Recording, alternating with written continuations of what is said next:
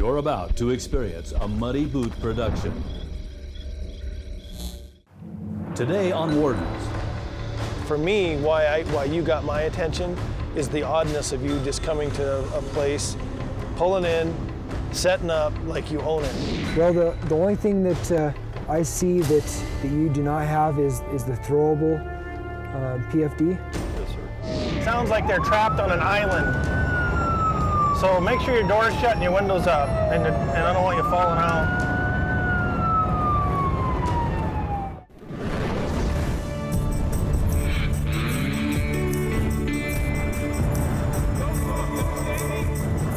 You know what you did wrong? You're before shooting hours. There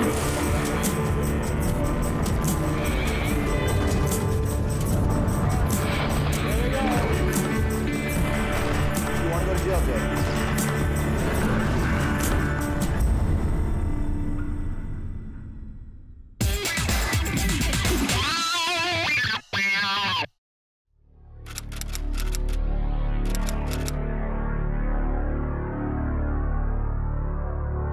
This district that we'll be in the next couple days is the Cascade Warden District. It goes from the Rocky Mountain front almost to Great Falls. It includes the Dearborn River, the Missouri River, part of the Smith River, and Holter Lake are the major drainages that we'll be driving through today. The Missouri River is fly fishing, blue ribbon fishing, just a tremendous rainbow trout fly fishing river, and of course all the camping along the banks of the river. Operation Cascade takes place in the Lewis and Clark County near Wolf Creek, Montana in Region 4 along the banks of the Missouri River. It's amazing too, you know, you can be out patrolling and you'll kind of get a feel for which county's the busiest. You know, sometimes it'll be Cascade County will have way more going on and need you way more than Lewis and Clark, but it just kind of depends. So I usually whip in here. That's the confluence right there. It attracts a lot of people. They'll walk down from the interstate, or they'll just float down, like obviously like these guys did. Nothing real odd going on. A few people fishing. So anyway, I guess we'll go down here and see what we find. Warden Brian Goalie has been with the Montana Fish, Wildlife and Parks Law Enforcement Division for 16 years and works in Region 4. A concerned landowner has phoned Warden Goalie asking him to check out an unauthorized camper parked on his property. I really do need to check this camp down the road, so we'll go check it. So, but this is really odd that somebody just pull into a piece of property they don't own, they don't even know, and they're just like, yeah, we're camped here. They got their bike, they just hanging.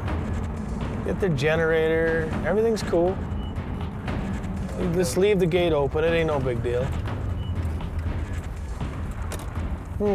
Interesting. It's gotta be a worker, I'll bet you. Working somewhere, you know. See the tomato plants? Kinda odd, but they're definitely living out of it. Hello!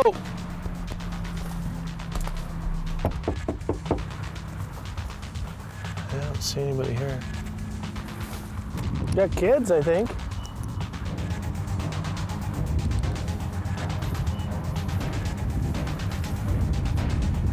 Warden Goalie takes a plate number and does a quick walk around observing the surroundings. You know, I think we'll just come back tonight after checking this stuff out here south of town. And we'll just see if we can't actually catch him here. So it seems a little odd to me. Yeah, they see the little bike, the little toys in the window. So they could either be out here, they might have, this is access to a subdivision, it's called Sudden Valley Estates up here, and they could be up there building a house or a cabin or something, or they could just be working, you know, or who knows, Alberta plates, you know, why they're here, but it's definitely odd to just pull in here and just camp on private land without even trying to figure out who's who. So we'll figure it out though. 350 miles to the southeast on the Tongue River Reservoir, the light begins to fade. Warden Bill Dawson and fellow Warden Ryan Cairn are setting out for an evening on the lake. Perfect. Thank you, sir. Thank you. Good luck. Yeah.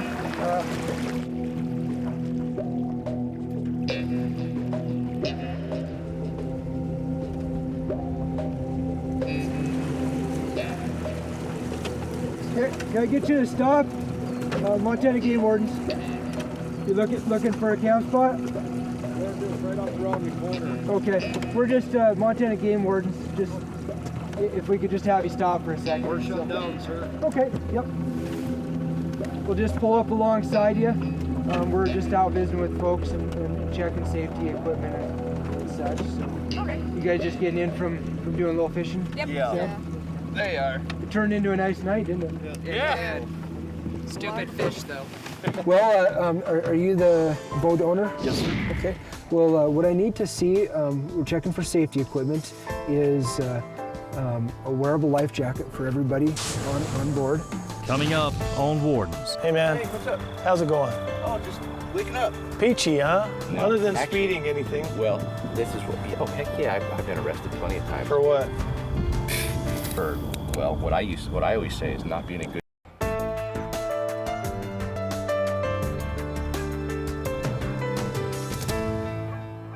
90 miles southeast of Billings, Montana, in Region 7, the Tongue River Reservoir is a popular destination for summer boating and fishing enthusiasts.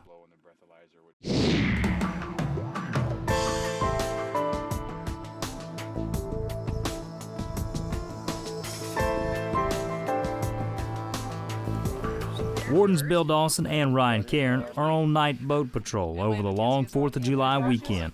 They've just stopped a boat and are checking flotation devices and fishing license. Yeah, and then do you have a throw cushion, a Type 4 personal flotation device, or a ring buoy? Okay. No. How long is your boat? 16-footer. Okay. On boats that are 16 feet or over, in addition to the wearable life jackets, you have to have a seat cushion. Really? It's a throwable PFD. Oh, see, we didn't know that. Yeah. So do you know what I'm talking about? Yes. Yeah. Yeah, I do. Yeah, just something for them to float on. It can be square, it can be the ring, it can be... Yeah, it can be the square one with the handles. That's what most commonly what people use because they're good seat cushions and stuff too. But you can also use the ring buoys. And do you have a fire extinguisher? Yep, right here. Okay. Okay. Brand new. Very good. Air horn, Okay. Bucket. Okay. bucket. Warden Bill Dawson has been with the Montana Fish, Wildlife and Parks Law Enforcement Division for 10 years and works in Region 7. Well, the only thing that I see that you do not have is the throwable PFD, Yes, sir. and that is, like I said, is a piece of required equipment. So what I am going to do is I'm just going to give you a written warning on that tonight, just to document that we let you know. We'll pull up alongside you here again. It's like you're kind of long way. I'm not going to swim back over. I can tell you that. Start the motor. Warden Dawson issues the written warning as documentation of this contact. That's a written warning, like I said, Jeff. There's no fine associated with that. Just to document that we let you know and that you need to get that taken care of. Next time before you put the boat back out, next weekend or whenever it's going to be, you'll need to make sure you pick one of those up. Okay. Yeah. You can operate through the weekend and just make sure you pick one up before you put the boat back in another body of water. So, for the kids for wearing their life jackets, we have coupons for ice cream cones. Nice. Yeah, Landon, you had yours on the whole time. And, Yep. Well, it's Yeah. mandatory for him, ain't it? Yep, anybody that's under 12. So. Yes, sir. You guys have a good evening. Yeah. Yep. Better. Yep.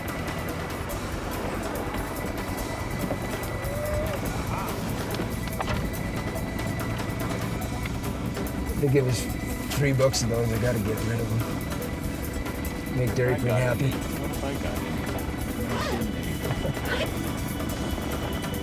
You know what the bad thing about those is sometimes is we condition the kids to expecting. So when we don't have them, Like, where are our coupons?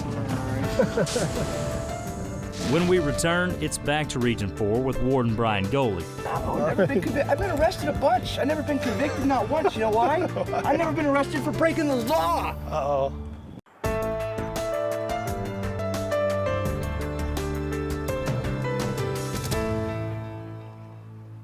Warden Brian Goalie works the Cascade District in Region 4, just outside Great Falls, Montana.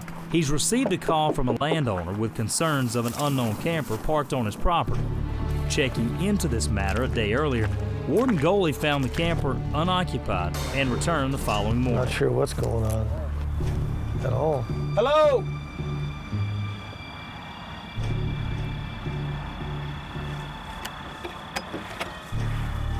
Hey man, Hey, what's up? how's it going? Oh, just waking up. Peachy, huh? Huh? I'm the local game warden, and I got a call that you were camped here on private land without permission. Let me throw some Okay, shorts on. you do and that. I'll talk to Okay, you a man. little better.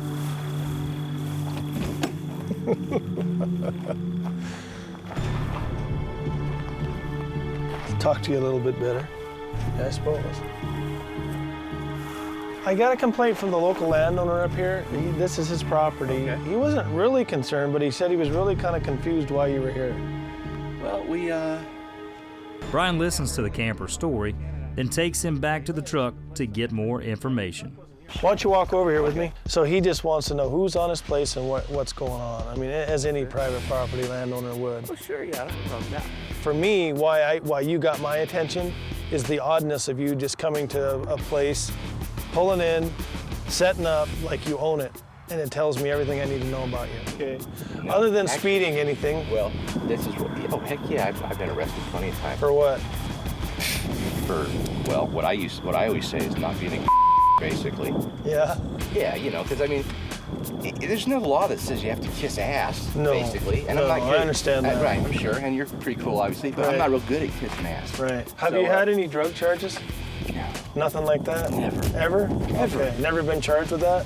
No. Okay. You get arrested and, Right. and not be guilty. Right. And I have, in fact, and it's cost me a lot of extra money. Sure. For I understand that. not being not cowboy, I guess. See you later. All right. So Have call fun. me And let me know if he wants me to call him and All right. ask you if I can stay, because otherwise, you know, just let me know and Okay. I'll be gone today. I will. But you'll probably find me somewhere else. 'cause I'm fine with it. You're not a harm, right? Yeah, exactly. Just ask. That's all you got to do. Well, but I can't. I didn't know who. Well, you're right about the cadastral. And the phone. Right. He's in the book. TAFT. Call him. No, but I'm saying somewhere else. It might not be his property. Right, but look at cadastral. Yeah. All right. Yeah. Gotta go. See you later. Yeah. What was your name? Brian. Brian. Yep. So I wouldn't say that was a typical contact, but I would say that, you know, everybody's got a personality, and if you can't mold and, you know, hang with them and talk to them and kind of get their side of the story and give them a chance to talk, then, because obviously that guy right there, if you don't, he could be very volatile, and if you don't give him a chance to express himself, he could get really violent very quickly, and I saw that right away. A call about a possible drowning on the Missouri River turns this pleasant Saturday afternoon into an adrenaline-driven rescue mission. Thank you. I'll be coming from Wolf Creek. Bye. Okay, we'll see. Wow. Let's go. Told you what happened there. It just. We heard a call on the radio, myself and two other game wardens, that there was a boat accident in an area on the Missouri River near Hardy Creek, which is a known spot to us where we have a few accidents or boats turn over each year. Sounds like they're trapped on an island. So make sure your door's shut and your window's up, and I don't want you falling out. This is second page, search rescue area.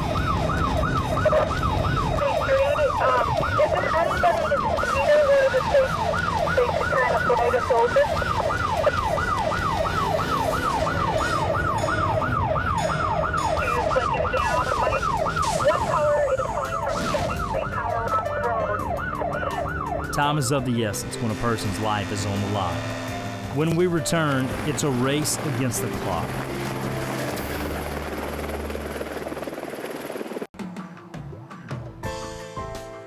Region 4 Game Warden Brian Goalie has just received a call of a possible drowning on the Missouri River near Tower Rock State Park. A storm is brewing as Warden Goalie approaches the boat landing. MG410, MG43 on south. Go ahead. On your boat, we're going to need you to recover some other members of the party and equipment. Too strong with paddle boat. I'm gonna be putting in the water at Pruitt Creek. I'm just a couple minutes away. From the information we got that there was an individual, a victim, or victims stranding on an island. Warden Dave Holland is on the scene as life flight arrives, but unfortunately, it's too late as the victim hasn't survived.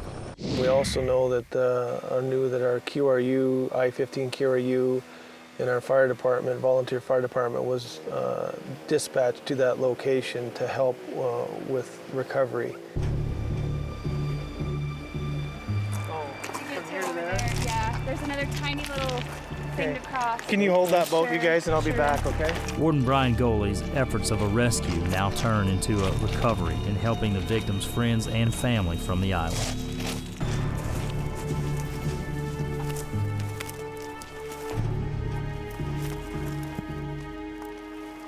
Hi. How you doing? Get all the people off of here. We got weather coming in. How long before you fire up? It depends. Corner's gonna call me back. I was asking what he wanted us to do. All right. Ferry him across or get. How many patients do you have on this side? There's one guy and he's dead. Okay. And this guy with the jacket on, or he's one of the guys or no? 4 boaters, 2 couples, and then a couple bystanders. With a rapidly approaching storm, Goalie transports people from the island as life flight prepares for departure.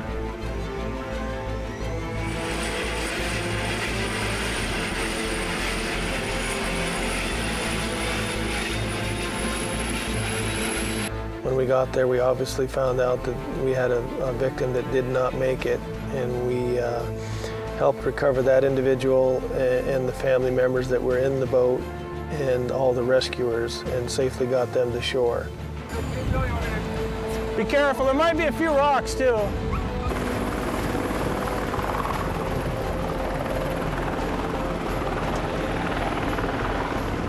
Yeah, give me a kick, gentlemen.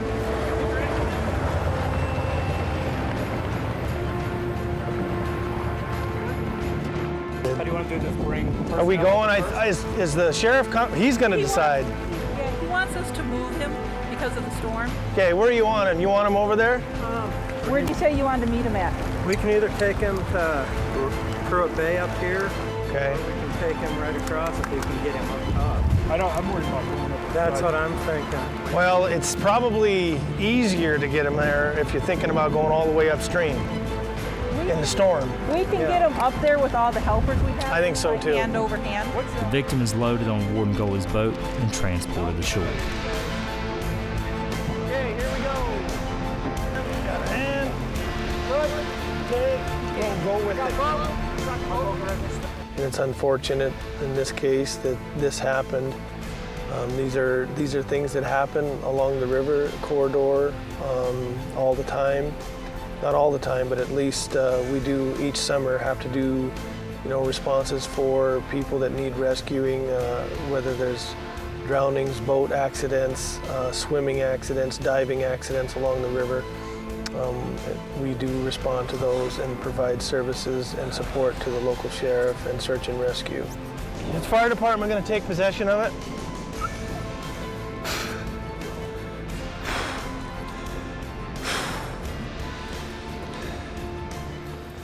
Whew, man, that's a lot of work. Heavy.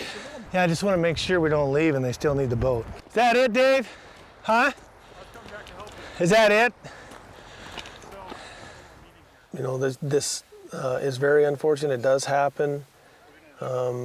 We like to get to these scenes as fast as we possibly can to provide as much support as we can and try to be there to save lives. But when these things happen, they happen and they're very sad, and it takes a while to kind of get over it. But on the river, a river like this with as much recreation as we have, these things do happen, and that's why we train for it and we're prepared to deal with it. You know, we hope it never happens, but when it does, we'll do everything we can, to get there to help out. That's what we need. Did you guys get names of everybody? Nope. Or? Okay. No, I just got stuck out on the island. Okay, so you guys need to bump into the sheriff real quick. He And took a lot of photos too. did he get the names? Yeah. You need to get the names. I'm just going to get everything. Gotcha. And we need all the information off this vessel too. Okay. In this case, it's a joint effort among agencies collecting information and filing a boat accident report. Next week on Wardens, it's a case of missing elk. May have snuck out the back way. And then shots are fired on a decoy stick. Find us on Facebook. Security specialist. I got thrown out of high school. I went to college early. I graduated from college early with 2 degrees. I was 4th level So tech tell me support why. at IBM, and they only have 3 levels. So tell me why, so I can tell you my theory. What was it? I drove to Walmart 20 miles away. Wow. Bought 1 battery because it's Ford's. Right. 2 batteries. Right. You only need 1 in a pinch. You know? Right. You can use one. So he bought 1 new battery, and I drove him all the way back. We put the battery in. Anyway, I said, oh, hey.